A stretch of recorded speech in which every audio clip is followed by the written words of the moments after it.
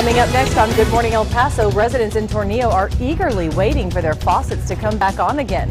Crews have been working all night long to restore water service.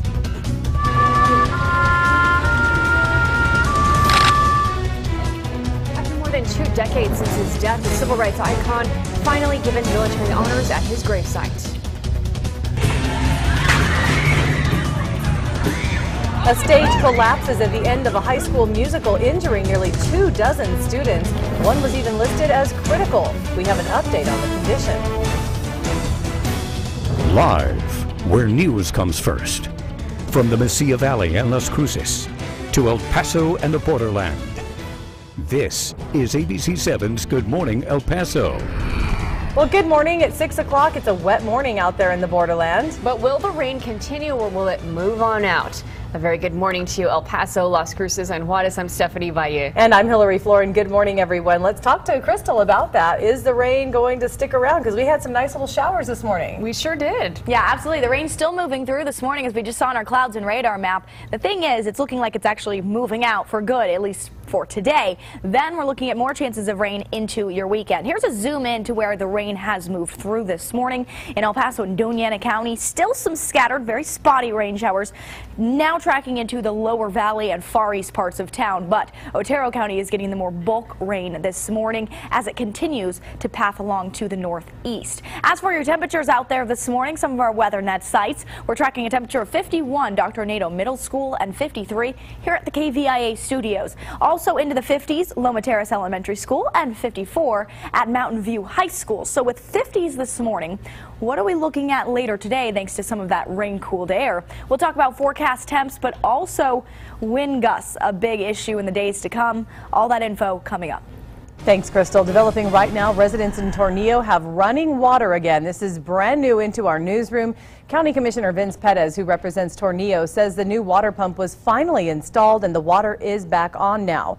Crews worked through the night getting the water tanks filled back up. And while this is certainly good news for residents there who have been suffering without water, authorities with the Tornillo Water Improvement District are asking all of them to boil water until further notice. We have an update on Wednesday's tanker crash near the Guadalupe Mountains National Park.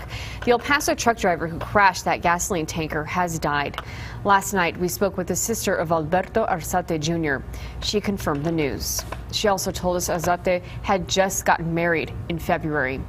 Investigators say he was driving his tanker too quickly and misjudged a turn near the Guadalupe Mountains National Park. Arzate was taken to a Lubbock hospital with burns on 90% of his body. He was 33 years old. And we also know the name of the driver killed in a crash yesterday in central El Paso, the one that happened on Gateway South just past Fred Wilson.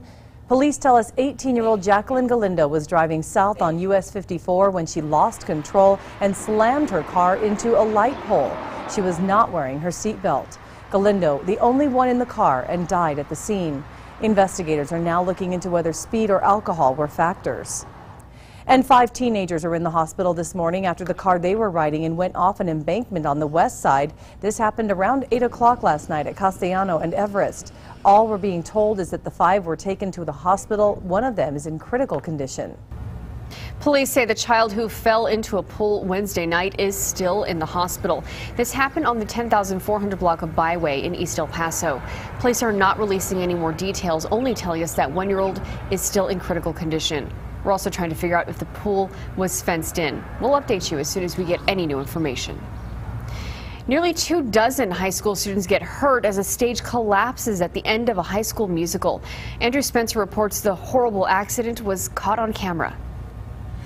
For many of the parents and classmates attending a high school musical in Indiana, it was a terrifying experience.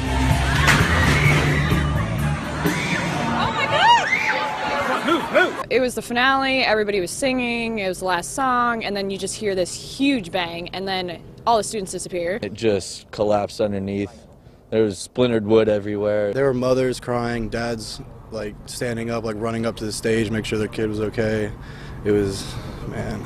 The performance at Indiana's Westfield High School involved about 75 students. As a large group of them danced at the end of the show, part of the stage gave way, injuring nearly 2 dozen of them. It was over the pit, so it was all empty under there. There was about an 8-foot drop. I saw my friend like Omar up there, and he was right in front, and I just saw him go down, and just the look on his face was just sheer terror. First responders took one of the students to the hospital in critical condition, but police say that student is going to be fine. We'll be investigating right away to look at the cause of what happened here and certainly take every precaution to see that doesn't happen again.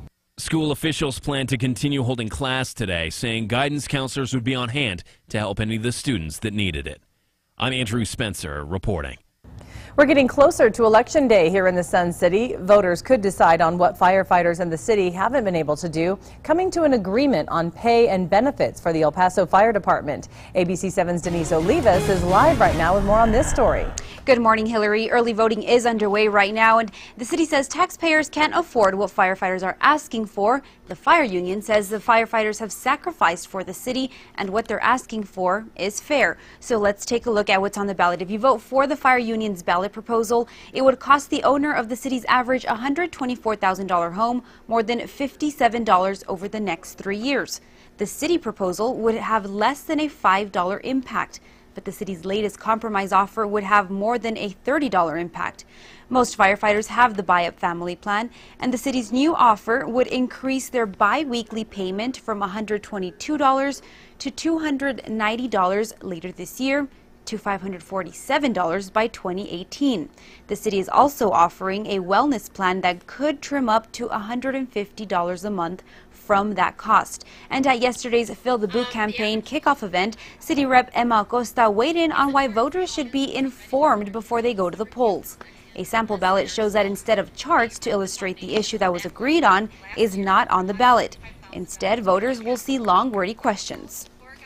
But I encourage you to go and see how much it's going to affect you on your tax bill.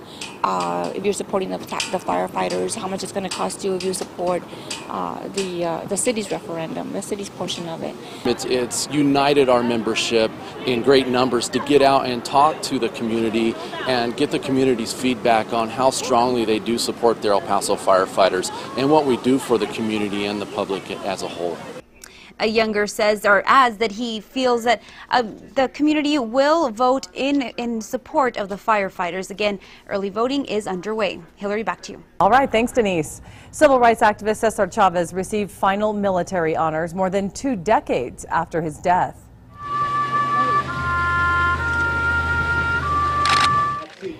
Yesterday, an honor guard presented military honors to his family at Chavez's gravesite in Keene, California.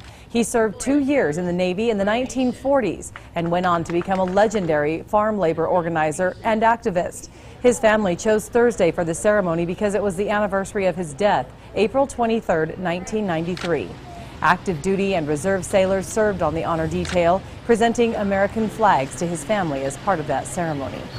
It is 6:08 and we're taking a live look at traffic courtesy of our TxDOT traffic cameras at I-10 in Sunland Park in West El Paso. You can see that traffic is moving along pretty smoothly.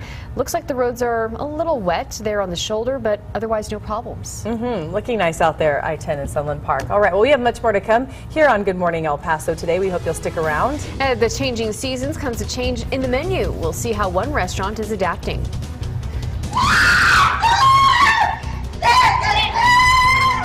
Chilling screams there. Later on, new details and more questions in the case of that Mexican girl who was forced out of her school and then taken to the U.S. where a woman claimed to be her mother. Well, now her real mother is speaking out. But for a storm track, weather meteorologist Crystal Clay has your complete forecast. And scattered showers continue to fall over the region this morning, but will they last into the later part of your day? We've got the answer after your break. Thanks, Crystal. This is ABC 7, where news comes first.